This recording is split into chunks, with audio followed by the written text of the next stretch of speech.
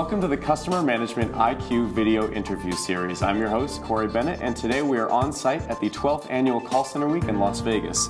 Joining me right now is Mark Angel, the Chief Technology Officer at Kana.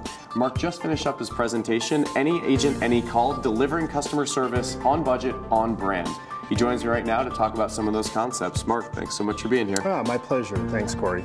So I wanted to start off, a lot of the presentation was about blending silos, putting them together in a way that is going to help companies. But what are some of the different ways that you can approach bringing together your functional silos? Right. Well, so we typically see people work in one of two directions. They either start by focusing on self-service channels and trying to kind of blend capabilities there, putting chat and other things into the website, or they start with the contact center and try to focus on a blended agent model. So from our perspective, choice number one is whether to really make the website the focal point of consolidation or to make the agent desktop the focal point. And do you have a preference, an opinion? Is this really a company by company thing? It tends to be a vertical by vertical kind of thing. What we see is that it places, industries, companies where there's a premium right now on mining the self-service world to drive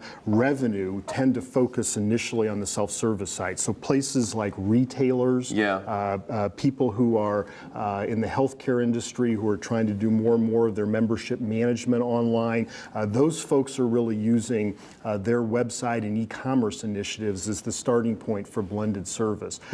Where you have more complex service, a Xerox, people who need to do support, we tend to see the emphasis on blending being around consolidating field support and other things into the contact center model. More complex. More complex, exactly. So that gets to another topic I wanted to talk about, small versus large companies. Everyone has channel-specific applications. For a smaller company, how can they look to integrate channel-specific applications in a way that's fiscally reasonable for them? Right. Well, so the big challenge for small companies is that oftentimes the agent skills to work across channels are pretty distinct. When you're doing chat, you're really mining people's writing skills. You're dealing with their capability. Whole different skill set than the verbal skills.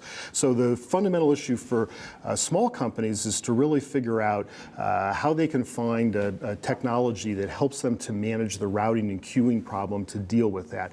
Big companies have the opposite difficulty. Because they have a broad stretch of agents, they can find groups of people who are reasonably well qualified to work in the different channels. But the problem for big companies is that for their agents to work, there tends to be a lot of back office integration with legacy systems. So they need technology that makes that integration process work well and that they can spread across these different pools of agents doing chat-centric stuff or email-centric stuff or voice-centric stuff. Definitely, and that plays into one of the things everyone's trying to do is blend knowledge into case management. You bet. Where, if an agent has a customer on the phone, they know that customer's history. Again, though, small companies versus large, you can't really integrate all that knowledge into one knowledge base if you're a small company. What are options for them?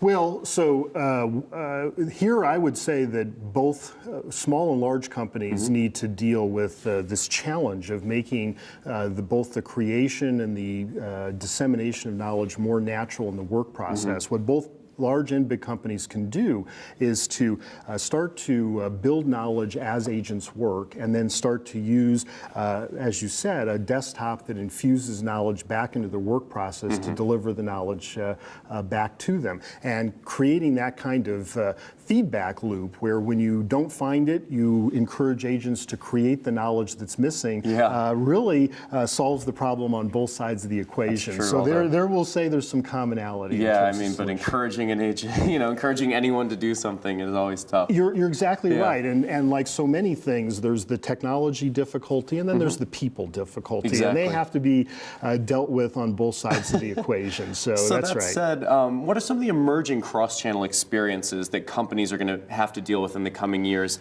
that might not be so prominent right now, but they're really going to have to address Well, it. I'll tell you, the thing that we're really seeing in our customer base is the incredible movement towards mobile devices as a way of getting customer service and support. People live on their iPhones and their Blackberries and their Droid devices today. The data we see says that the average smartphone user spends about 6 hours a day on their phone. And when they're spending that much time on anything, the logical consequence is they're going to ask the enterprise to support them in that footprint. I mean, it scares me, but I probably do spend that amount of time, right? Exactly right. So where we're really seeing a big push right now is people trying to adapt their web self-service experiences and their overall capabilities to do service into a mobile world. We think that'll be the #1 problem over the next 2 to 3 years. Yeah, well, it's fascinating to see where it's going to go. It is. Certainly. Well, Mark, I appreciate you joining me and sharing your thoughts with me today. Oh, my pleasure again, Thanks Corey. so much. Thanks. And to our viewers out there, you can check out more of our videos at customermanagementiq.com. And until next time, once again, I'm your host, Corey Bennett. Thanks for watching.